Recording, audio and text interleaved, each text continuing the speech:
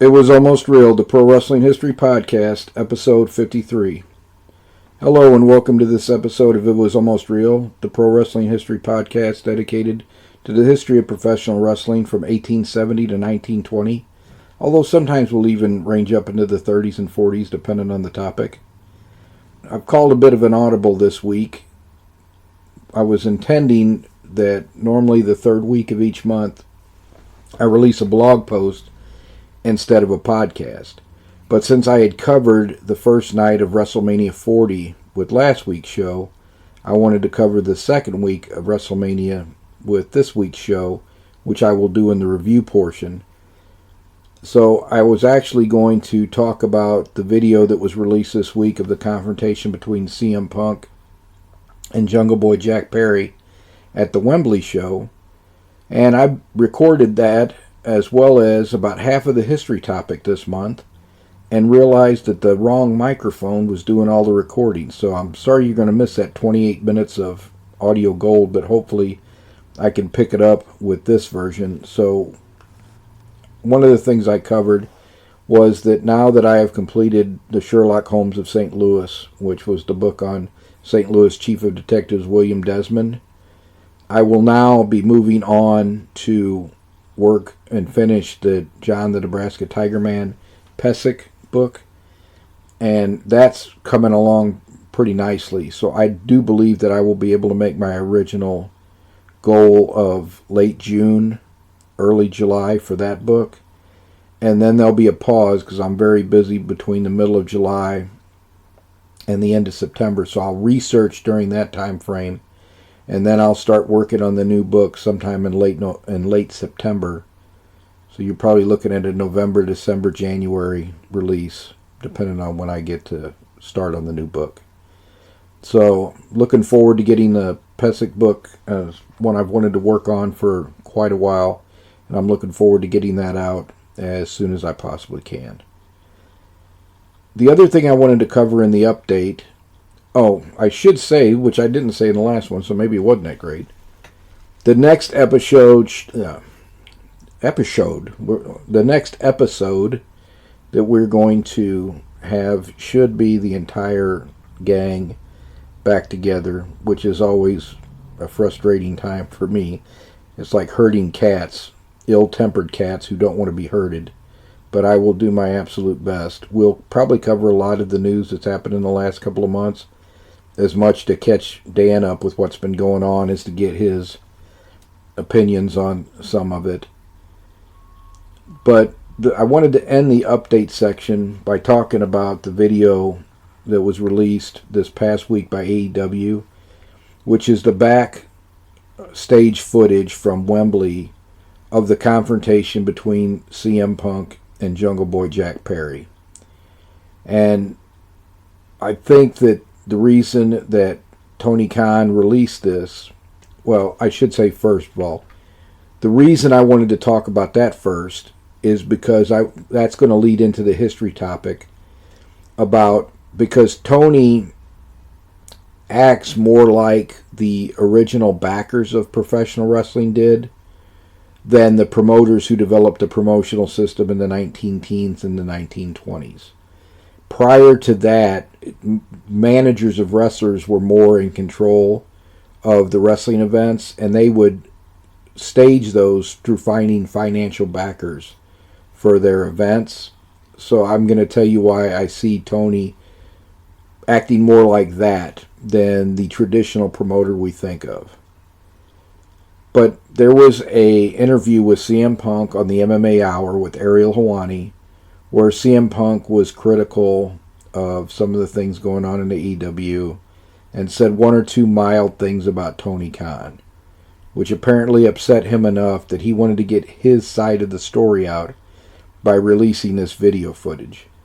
And I think in hindsight he really should not have. I have been much more complimentary of Tony lately, but this could be Exhibit A and my biggest criticism of him all along, and that is his inability to manage his personnel. He cannot address the conflicts that sometimes come up in the workplace that you have to address as the manager, supervisor, director, president, business owner, when you are in a position of authority, you cannot let things like this fester, or you have things like what happened occur. But Tony released the footage to get his side of this out, and his side all along was, for the first time at a wrestling event, he was scared. Well, I will tell you, I've been going to wrestling events since 1981. When I was a little kid, my sister started taking me.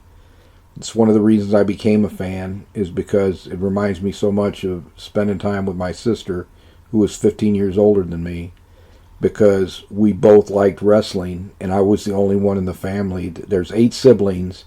Her and I, at that time, now my 2 younger sisters would become fans, but at that time it was just me and her. We went to the wrestling matches together, and that's why I still probably am a wrestling fan to this day. When Vicky and I were going to Kiel Auditorium, and that was a pretty tame crowd in comparison to a lot of the other cities I've heard about over the years. You saw fights, real fights, at Kiel Auditorium every time you went. You know, you had to watch what you were doing when you were at these events. So if Tony was scared for his life, then he's not been in very many violent confrontations or been around violent situations, because this confrontation was pretty mild and nobody was really in any danger. So the video, which is all of about a minute and 30 seconds, starts with Jack Perry coming back through the backstage area. There are probably 20 people milling around back there, a lot of production people. Samoa Joe is kind of warming up in the corner. There looks to be a few other wrestlers of various different groups kind of just milling around back there. And then there is like 2 folding tables set up in a row, which I would say have about 5 or 6 monitors stretched out across them. And I'm assuming that's their gorilla position, named after Gorilla Monsoon, where Gorilla used to sit in the back and watch the monitors by the curtain. And so that's why, even though Gorilla never worked on any other company but WWF, they've always called that the Gorilla position. So the backstage area right before you go out into the arena, that's where they've got their monitors set up. You never see Tony, but I'm assuming he's one of the people behind that table based on the reaction of CM Punk after this scrum. Jack Perry has just walked back through the curtain, and he's almost right by the tables at that gorilla position when CM Punk walks up to him. It is not particularly heated at first. You could tell Punk is talking to him. Perry doesn't look like he really wants to engage at first. He kind of flips his hair and kind of looks the other way. But then he starts talking to Punk. And they talk for a good minute. You know, most of this video is just the two of them speaking. And then about a minute into this incident, Jungle Boy kind of reaches up and flips his hair and laughs. And when he does that, CM Punk explodes and pushes him. Perry takes about 5 or 6 steps back, does not put his hands up, get ready to fight. He reaches up to flip his hair again, and Punk pushes him again. Now, I'm going to say Jack Perry probably went to private schools, probably wasn't around a lot of fights, probably was at a school that if you fought, you're out. When someone pushes you violently like that, the reaction is not to reach up and flip your hair, because they're either pushing you to try to goad you into a fight, but much more likely they're pushing you because when you're face to face, there's not enough space there for someone to hit somebody. But when someone shoves you like that, a lot of times they're trying to create the distance so they can now punch you. So normally fists would be coming at your head, so that's not the time to flip your hair. As he's reaching up and flipping his hair, Punk pushes him again. Well, now Perry, I guess, has had enough. He tries to leg tackle Punk, and that's when Punk front face locks him.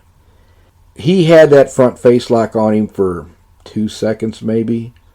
So he might have been trying to guillotine choke him, but I doubt at the angle and everything that there was much of a choke on. It was just basically two guys holding on to each other who really didn't want to have a punch up. Because CM Punk never threw a punch. Perry never threw a punch that you see. But as Perry's trying to push him and Punk's got the front face lock on him, and as soon as it gets to the point where, because I think the push shocked everybody at first, because Joe doesn't react immediately either. And I'd imagine Samoa Joe's been around plenty of physicality. He kind of looks to see what's going on. When Punk pushes him the second time and Perry goes for his legs, Joe is there almost immediately, as are what looks to be at least one production guy and some kind of backstage person, whether he was security or an agent or whatever. They grab Punk, and they're separated almost immediately. Joe takes Jungle Boy basically across the room, and he's got him on the other side of the room, 20, 30 feet away from Punk. And Perry's acts like he's trying to free himself at first, but you're not getting out of Samoa Joe's grip. So eventually, he just kind of calms down. He's not happy. Punk is being restrained by the two guys. He then starts screaming at somebody behind the table, which I have to believe is Tony Khan. Oh, and I didn't say, when Jungle Boy is pushing Punk with they bump that table and almost knock over 2 or 3 of the monitors. I did not see any of the monitors fall, and I watched it probably 3 times. It looks like whoever was behind the table caught the monitors, and these are those flat screens. It's not like those big cubes that were heavy back in the day. This is your typical flat screen, high def monitor that my 3-year-old grandson can pick up. So if these were the monitors that people were talking about, oh, Tony was afraid because the monitors fell on him, those monitors couldn't have parted his hair. They couldn't have done anything. So he was not in any danger from falling monitors. But Punk is screaming, and at some point, looks like he is trying to get back to the table and screaming and yelling at him while he's being restrained by the two guys. And then another person walks up and kind of spins CM Punk around, and they leave. That was the whole gist of the whole confrontation. So if Tony is saying that he was scared for his life because Punk was screaming at him and lunging at him, that was pretty mild. Punk didn't want to punch him any more than he wanted to punch Jungle Boy. That's somebody who's never been in a physical confrontation, not being able to read the situation for what it is. I cannot justify what Punk did in this scenario. I'm sure Jungle Boy was being disrespectful. I've said from the beginning, the blame for this incident mostly rests with Jungle Boy.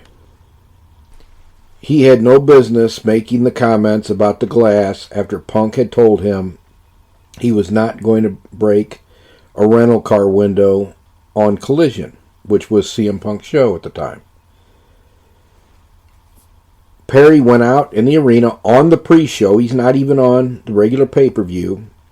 So you got a mid-card heel or babyface, I don't even know what he was at the time, making a obvious reference for the smart fans on the pay-per-view about your biggest star. Again, this is a situation that never had to happen because it shouldn't have been CM Punk to be the one that was confronting him. It should have been Tony Khan. You don't have to yell at the guy in front of everybody. Tony Khan could have just been waiting for him when he came through the curtain and said, we need to go back in the office and talk. That would have cooled Punk off, and he would have said, oh, things are finally being done here. And Tony would have got a lot more respect for his wrestlers if he had taken Perry into the office and told him, look, you're a mid-card wrestler on my pre-show who's making inappropriate comments for the smart fans about my biggest star on my pay-per-view.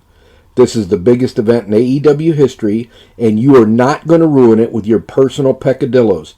So if you can't control yourself, if you have to throw a temper tantrum every time you're told something, you can go home for good, because he's going to draw me a lot more money than you ever will. That would have taken care of the situation. Jungle Boy probably would have at least got himself in check enough to collect his money and probably would have complained about it to his buddies, but that doesn't matter. And the wrestlers would have seen, oh, Tony's not going to just let us walk all over his business because we feel like it. Instead, he did nothing again. Just like he did nothing when the EVPs raided Punk's dressing room 6 months, 8 months, a year before that, and caused a fight because of comments Punk made at a press conference sitting right next to the president, Tony Khan. A real EVP, number one, would not have went in there to chew him out if he was sitting next to the president. They would have went into the president's office and said, Tony, what is going on? Why are you letting him say this stuff about us? You're sitting right next to him and nodding your head. That's where the confrontation should have started. Not going into a guy's dressing room who's obviously frustrated and injured and walking in there like you're going to stand over him and read what to... No, they said, no, that's not going to happen. And it didn't happen. Tony's solution for that was not to confront anybody, not to force them to sit in a room and make peace, which should have happened long ago. His solution was, I'm going to split the shows up, and you'll have your show, they'll have their show, and Punk said that's not going to work, and he was right, because it wasn't long before people affiliated with each camp were being pulled for those other shows, which wasn't supposed to happen.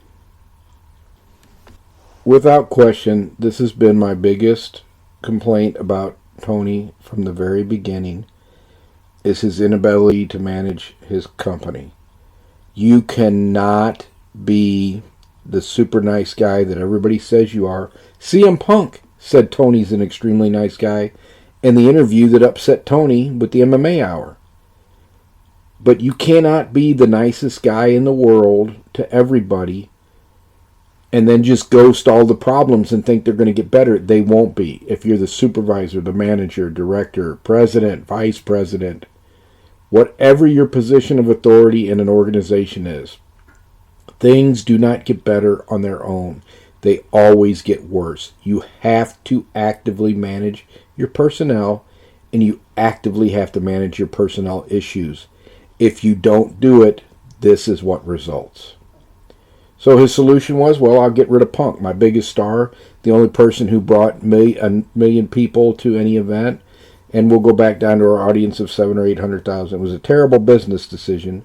Maybe it was palatable for Tony on a personal level, but it was a horrible business decision. I really would like to see AEW succeed as a company. He has everything he needs to be a profitable company. He has stars that people want to see.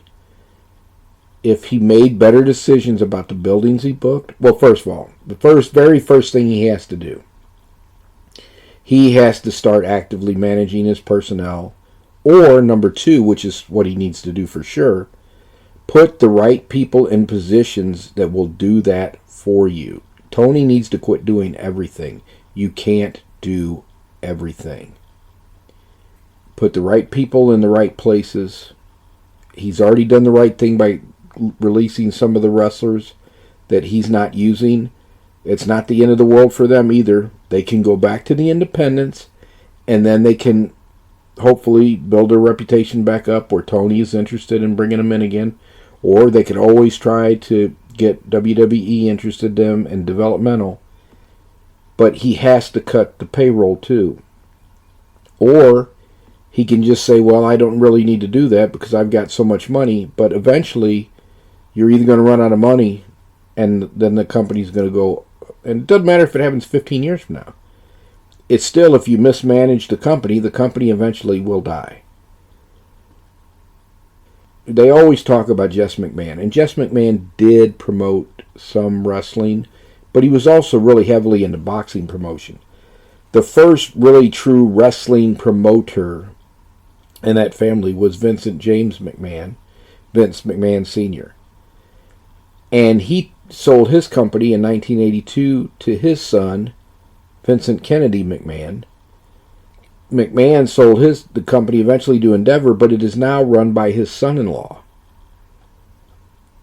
So here you have multiple generations involved with the company, and it's the largest wrestling company there's ever been. AEW could be a viable, strong number two, and for some people they would prefer AEW over WWE, and there's nothing wrong with that. I don't understand why people don't think they can like both. And even if I would definitely say I would prefer WWE's product today under Paul Triple H Levesque. Under Vince, it was pretty unwatchable too. Vince lost it about 10 years ago. The product today under Paul Levesque, who was a fan of wrestling back when there were territories, to me is much more palatable than a lot of the things that I see on AEW, but there are things on AEW that I like, and there are definitely wrestlers on AEW that I like. And there are people that will not agree with me, which is perfectly fine. If they think WWE is still terrible, they don't have to watch it. I don't find a need to have a punch-up or a verbal argument all the time on Twitter with everybody that disagrees about me about their favorite wrestling. Enjoy it. Watch it.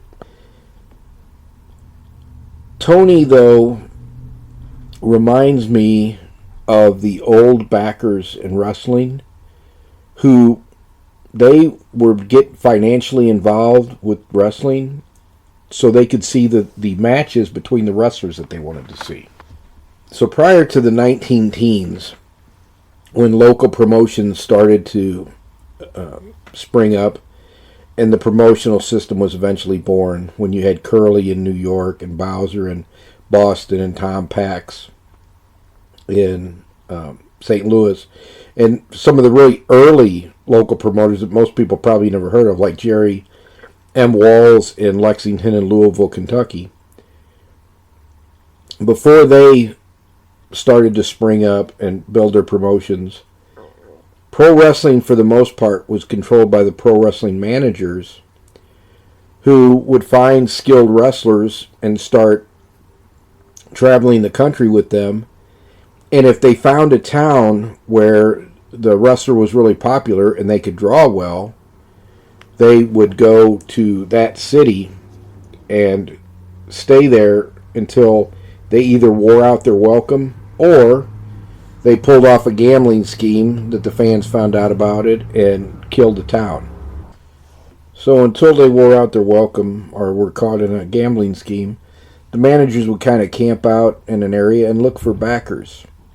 Because backers were usually wealthy sports fans who wanted to see the matches, so they were willing to put up their own money in what was usually a losing financial venture just to see the match. And one of the worst examples of losing their shirt in a wrestling match was in New York on August 7th, 1882. They had a match for what was later recognized as the American Heavyweight Wrestling Championship.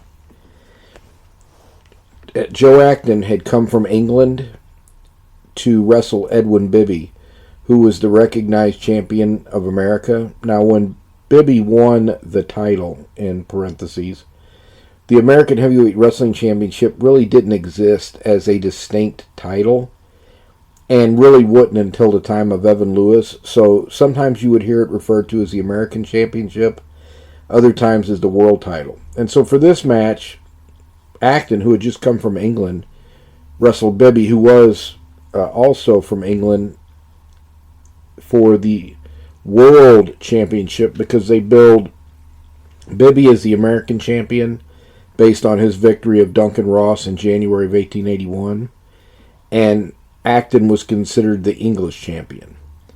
So this match, which people were looking forward to for the World Catch-as-Catch-Can Championship, was booked in New York, and the backers booked Madison Square Garden, a venue at the time that I know held thousands, and they drew 300 fans. So the organizers took an absolute bath on this match. They lost so much money. They lost thousands of dollars each. I think there was 3 or 4 backers, and the New York Times even talked about how bad of a financial beating they took, but they didn't seem too downhearted about it because they had wanted to see the big match. And that's how managers would host their big events. So Joe Acton would eventually wrestle Evan Strangler Lewis, the original Strangler Lewis, Parson Davies was his manager. And Strangler Lewis, Evan Strangler Lewis, the original Strangler, was very popular. Well, he wasn't very popular. He was a great draw in Chicago. Most of the fans hated his guts, but they would come out in thousands to see him wrestle. So whenever Davies wanted to schedule a match in Chicago, he would find some wealthy sports fans who wanted to see Lewis wrestle that particular wrestler. So say it was Sorikichi Matsuda, he would find backers who wanted to see Lewis wrestle Matsuda. And the backers would take all the risks. So they would rent a venue, whether it was a little arena or whether it was Comiskey Park. The backers would put up the money to do all of this. And then Davies and the wrestlers would get first cut of the gate. And then after expenses were paid, the backers got what was left. With a couple of the Lewis matches, sometimes it was profitable. But a lot of times, they would lose some money. Sometimes a lot of money, but they would at least lose some money.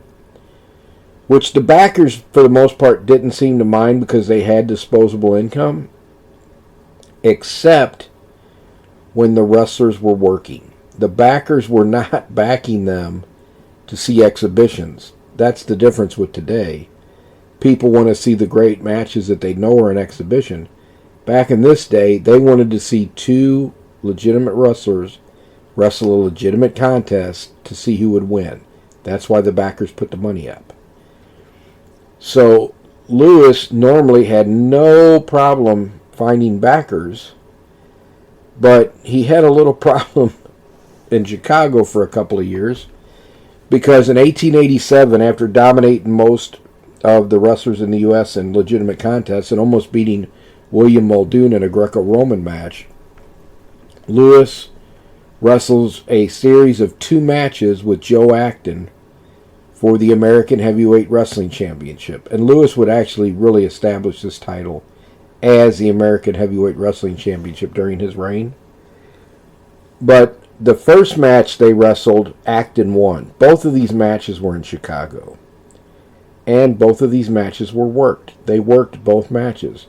And Lewis agreed to lose to Acton in the first match so that they could generate more money from gambling in the second match that Acton was going to drop to Lewis. The problem was, in between the first match where Evan Lewis lost to Acton and the second match, which was supposed to be, I believe, in April, Acton got deathly ill.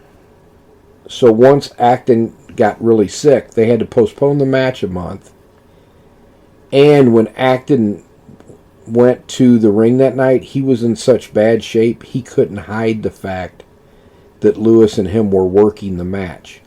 In the first match, some of the newspaper reporters thought that that match could have been worked and reported so in a couple of the newspapers.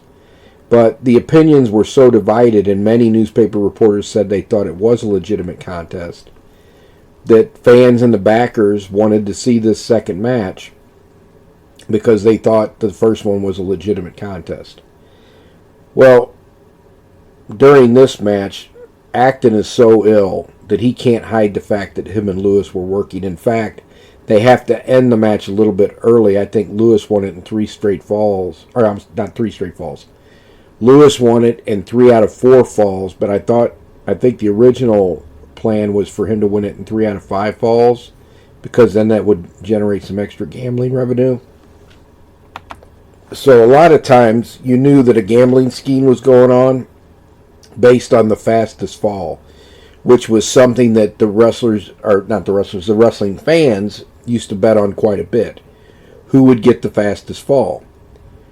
Well, if you were having a match and you're watching the guy dominate, and then all of a sudden the other opponent gets a really fast, fluky win, almost assuredly there was heavy betting on who would have the fastest fall, and all the money was on the other dominant opponent. A lot of gambling schemes got exposed that way because no one could explain how that could happen so often under those circumstances, usually involving the same manager and some of his wrestlers. So that exposed the gambling schemes a lot of times. However, this particular one, it was just Acton's poor physical condition. He couldn't hide it.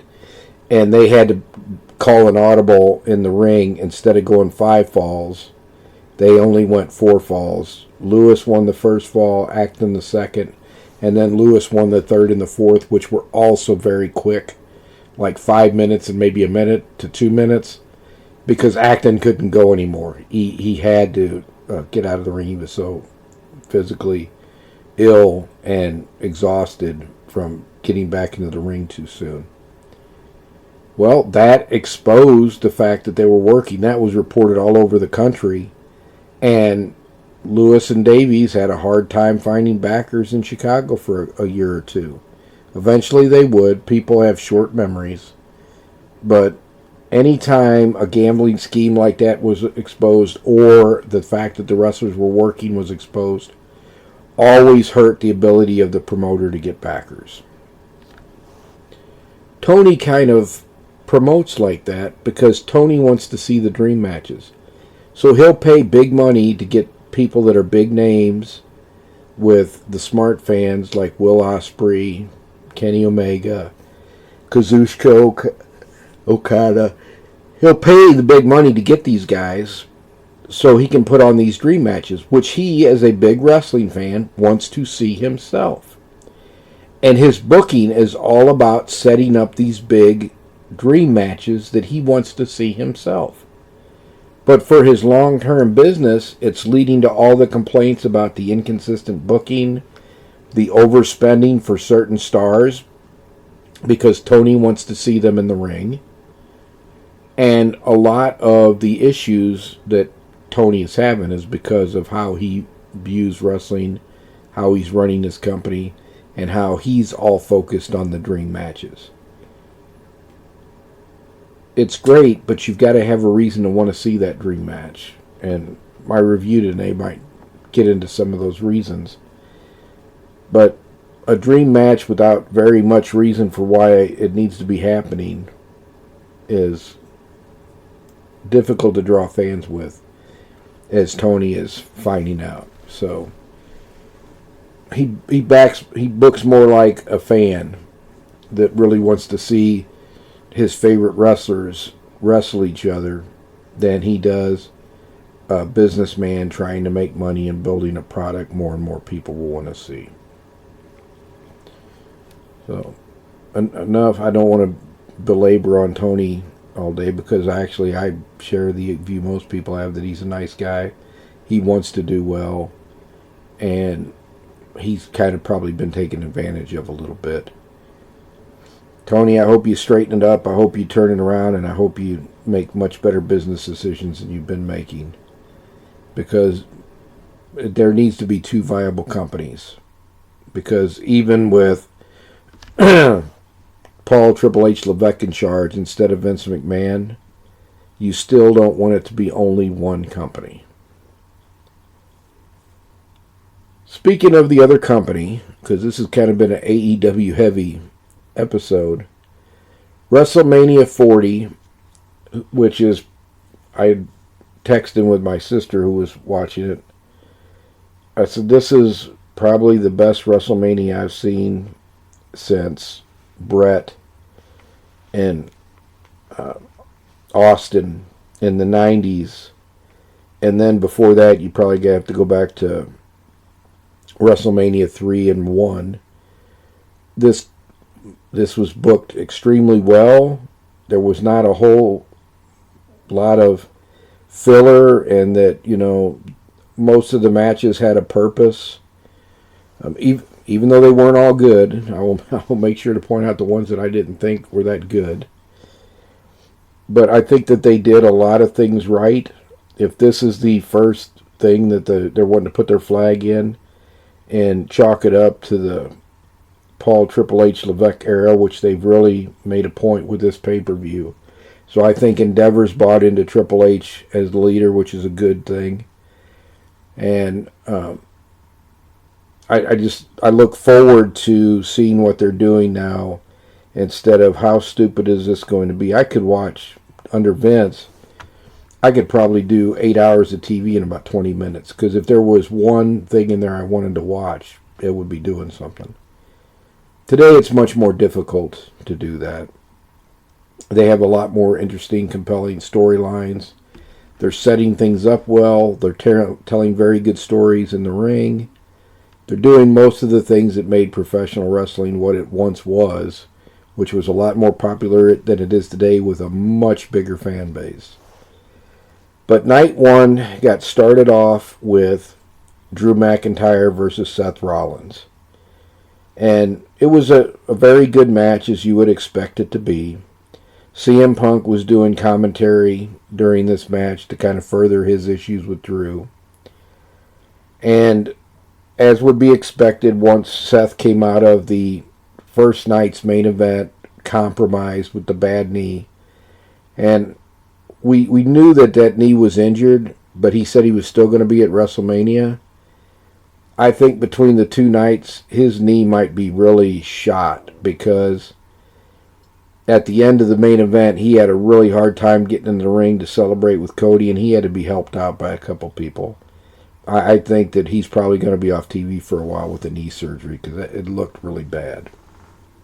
But kudos to Seth for gutting through and making WrestleMania, and because his presence was sorely needed. He was a great addition to the main event on night one. And on night two, he helped Cody. He helped the Cody storyline along. And he started the night out by losing to Drew, who hit him finally with a Claymore in a match that didn't go too long, that made sense, and that was one of the highlights of the weekend, which you would expect with wrestlers of that caliber. And then it took a turn at the end. So Drew McIntyre wins the title, kind of cries in the ring, which is probably a shoot, goes out to ringside where his wife is at, and kind of kneels down in front of her with the belt in his hand, like we did it. And, you know, what should have been a very happy moment. And then, for whatever reason, he crawls over to the announce desk where CM Punk is and starts a diatribe with CM Punk, where CM Punk kind of made him look bad by telling him, yeah, I got cans on, I can't hear a word you're saying, and then laughing at him when Drew said he's going to end him. Then Drew stands up and does a crotch chop right in front of Punk. And as Drew kind of turns to leave, Punk jumps up, grabs his leg, and flips him up where he lands. Takes the brace off that he's wearing for the torn tricep and starts beating Drew around the head with it. And then all of a sudden, Damian Priest comes running out. Senior Money in the Bank. And I said, they can't be going to take the belt off Drew 5 minutes after he won it. And yep, that's exactly what they did. They hit him in the head with the briefcase, threw Drew in the ring, did a choke slam on him. Damian Priest pins him. Damian Priest is the new world champion. I texted my sister and said, did Drew do something to really tick everybody off? What's going on? He is, in my mind, in the top 3 or 4 wrestlers in the company. This new persona of his is very compelling, and you beat him again. I know it furthers the CM Punk Drew McIntyre storyline. But do you really think anybody's going to accept Damian Priest as the world champion? He looks like $1 million. But he's been hanging out with the Judgment Day, and they've gone stale. They need to really break that group up. And Damian Priest has been in so many goofy angles and beaten by different guys. I just don't see how anybody is going to take him seriously as world champion. So I'm not cautiously optimistic about this one, but we'll see how it plays out. I've been wrong before. Maybe they've got great plans for him, and in a few months we'll forget about, the past year before that. But this just I mean, it was like they were trying to take Drew down and kick him in the guts while he was laying on the floor. I don't understand the booking on that one. But we had not been through that very long when the second match started. And I'm going to say that on both nights, the second match was my least favorite match of the night. And I said that there is no match that could be worse to me than that ladder match on night one. I kind of put one and wrong together because that's what I was getting ready to say. I was wrong. The match between the Bobby Lashley and the Street Profits and Karrion Kross and AOP was one of the worst matches I have seen in years. It was all the worst tendencies of modern WWE. So the match starts out, and Kross and AOP are beating Lashley and Street Profits like they owe him money. And one of the things that's just ridiculous about this whole thing is these guys will disappear for minutes. So they get into a big fight. Street Profits disappear for a little bit. And they just wear out Bobby Lashley. Then Bobby Lashley disappears for a few minutes. And they wear out the Street Profits until Bobby comes in and prevents them from banging them together. I mean, at one point it looked like Kross was going to pin both the Street Profits at one time. And then Lashley starts making a comeback on them. So AOP ends up outside the ring, and Montez Ford, who, my goodness, that guy's a tremendous athlete. He comes off the top rope with his sunset flip. It looked like it damaged him as much as it did the two guys he landed on, because his feet hit the top of that barrier that they have around the ring where the fans sit on the other side of it. His feet hit the top of that, and it looked like it kind of knocked him off. And fortunately, he landed on one of the guys, or I think he could have come back and hit the back of his head on the floor. But he does this move, and the one AOP guy is laying on the floor kind of selling, but he looks like my grandson when my grandson's trying to act like he's asleep and he's really not, and he's peeking out at you. That's what the guy laying on the ground looked like. But that move was so devastating that Grigory Rasputin, when he was assassinated in 1916, he was poisoned, shot 3 times, and beaten with a dumbbell. And he didn't stay down as long as the AOP did. They just disappeared. You never seen them again. Kross is in the ring with the 3 of them, where they beat on him uninterrupted for 4 or 5 minutes. Then they're going to put him on a table, and the table, I don't know if they pre-gimmicked it, but it broke. And instead of calling an audible and doing something else, they went and got another table and set it up while Kross is laying there. And finally, one of the Street Profits, Montez Ford, realized, oh, we've just made him lay here for like 2 minutes like he's dead. We probably ought to do something to make it look like he's compromised and can't pick it back up.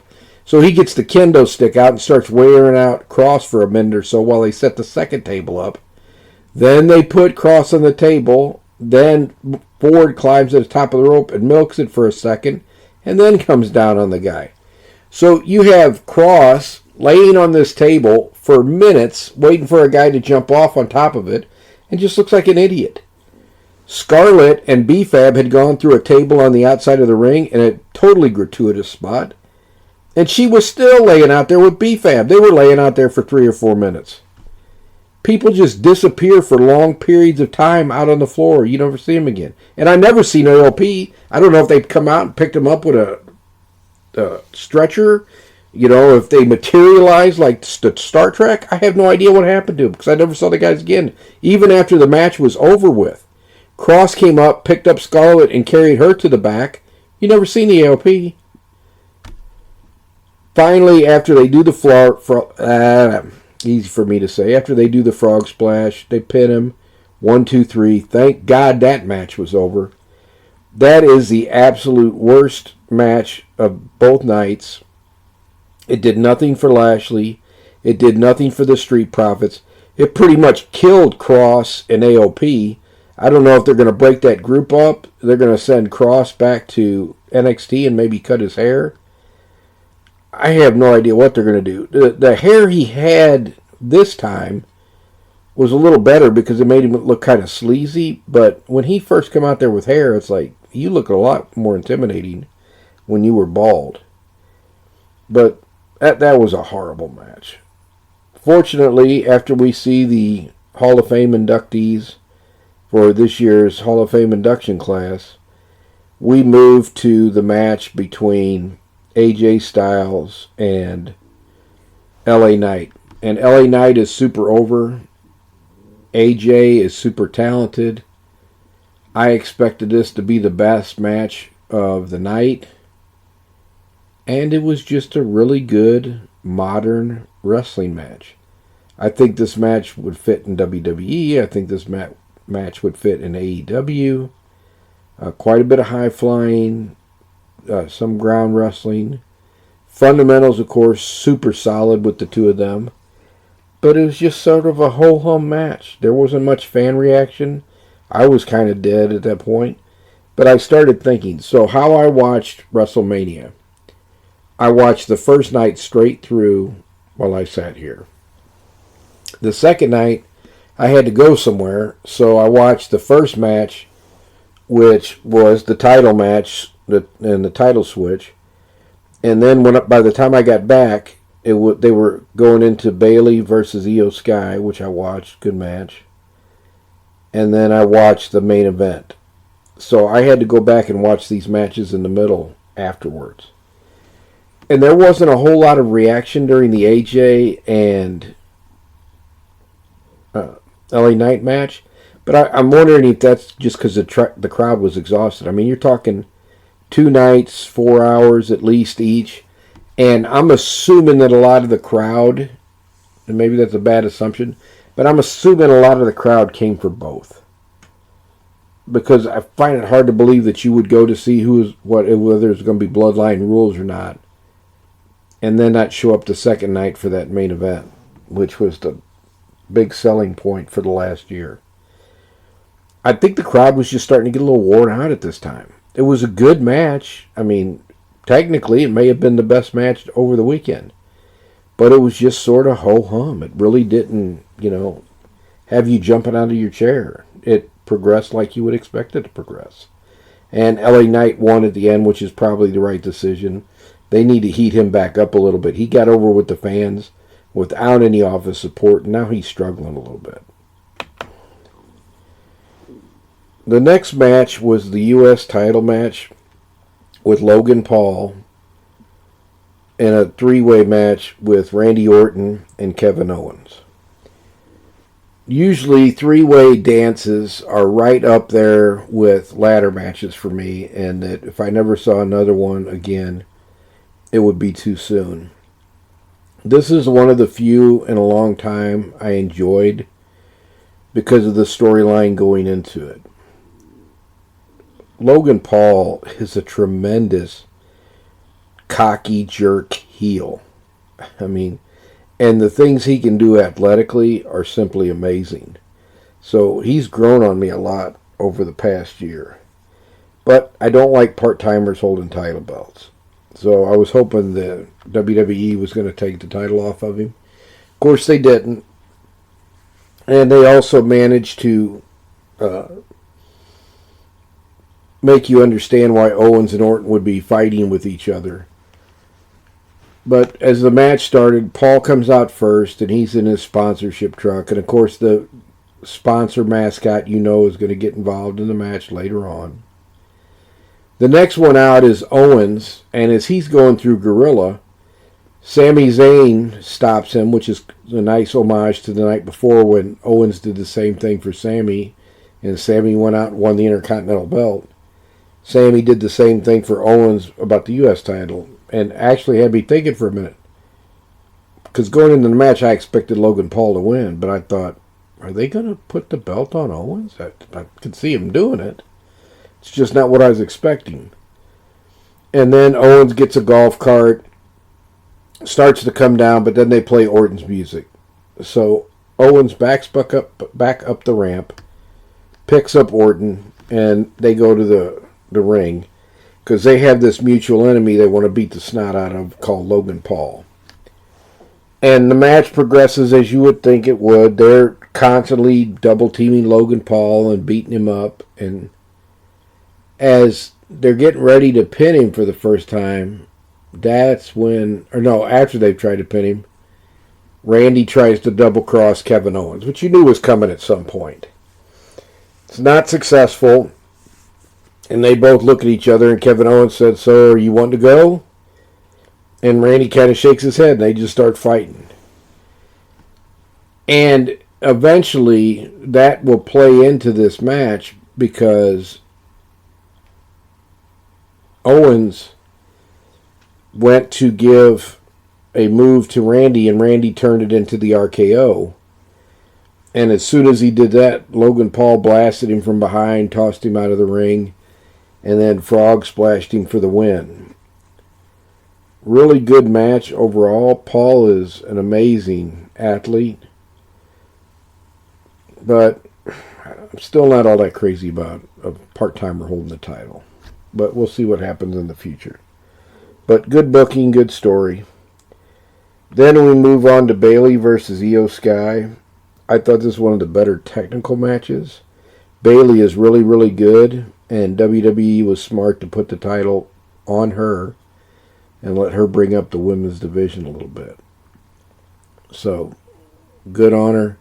Glad she won the championship. And I'm sure that it was tough to be right behind the main event, but the fans seem to be into this match. Bayley is over. And I think I liked this match better than I liked Becky versus Rhea. But part of that was because Becky had been sick and their timing was a little off. All four of those ladies can wrestle with anybody and make probably just about anybody look good. So this was a really good match. And then finally we get to the main event. Can Cody finish his story? We've got Cody Rhodes versus Roman Reigns. Bloodline rules because the night before, The Rock and Roman Reigns had defeated Seth Rollins and Cody Rhodes. The match goes about 45-50 minutes. And unlike the night before, where I thought that tag match went way too long, this match was fine. I thought that they just went long enough. Good pacing, very good match, and told a great story about the cocky heel trying to sabotage the dreams of a boy who looked up to his father. The end, of course, the bloodline has to come out, start getting involved. So the first one to come out and get involved is Jimmy Uso. But then Jay comes out, neutralizes him, and takes him out. They both, I guess when they were up there and Jay took Jimmy off the stage into the tables, that somebody else came out and clubbed them both because they never came back up again. Like I said, Rasputin didn't stay down as long as most of the wrestlers on this pay-per-view do. Then Solo came out and got involved and was eventually disposed of. And then, of course, The Rock comes out and gets involved. And things look very bad for Cody until the lights go out and the lights come back on, and who is standing there but The Undertaker. Now, that was one of the better things that they did. Somebody has to stop The Rock, but The Rock, being on the board of directors, can always throw up into the face of that particular person. I am the boss. I'm the final boss. I'm on the board of directors. You work for me, like he told the referee the night before. He can't say that to The Undertaker. What's he going to do, fire him from his Legends contract? I'm sure The Undertaker will be just fine no matter what happens. So that was the perfect person for them to bring back to stop The Rock, because what's The Rock going to do to The Undertaker? Nothing. So Undertaker chokeslams Rock. Rock ends up out. It's back to being between Cody and Roman. And Cody, I think, eventually gave him three of his finishers. Was it the Cody Cutter he used? Whatever his main finisher is. He did three of those and then pinned Roman. First person to beat Roman in in a singles match. He was beaten by Jay in the tag match. But the first wrestler to beat Roman Reigns in a singles match in about 4 years. The after match celebration was also very important. Brandy, Cody's wife, came out. It really cemented Cody as the babyface champion everybody got behind and really wanted to see win. I think it sets up, if they want to do Cody versus Rock, they've got that. And then Cody versus Roman again. If they want to do Rock versus Roman, you've got that, out there. But the post-match celebration was very heartwarming. And they wanted Triple H to come out and acknowledge him, which they did. And it was just a feel-good way to end the pay-per-view and the dawn of this new Triple H, Paul Levesque era. So I can't complain about the show at all. It was the best WrestleMania I had seen in about 25 years. Keep up the good work, and I'll keep watching if it's going to be as good as what it's been since Triple H took over. And with that, we're almost at an hour. Next week, hopefully, we're going to have the band all together. Yes, this will be a rare month where you're going to get every week of podcast, so that means 5 weeks of podcasting this month. But we'll go back to the third week of the month being a blog post, at least for the remainder of this calendar year. I don't know what the change in the frequency will be going forward. We have talked about it being a weekly podcast in January of 2025. I know Dan is up for it. The boys would probably be more sporadic guests, but I've got to make sure that Dan's health is up to it, because I'm not going to let him do anything that's going to endanger his health. But he does love to do the podcast, and I know he's been missing it lately, so that's why we're trying to get the band together.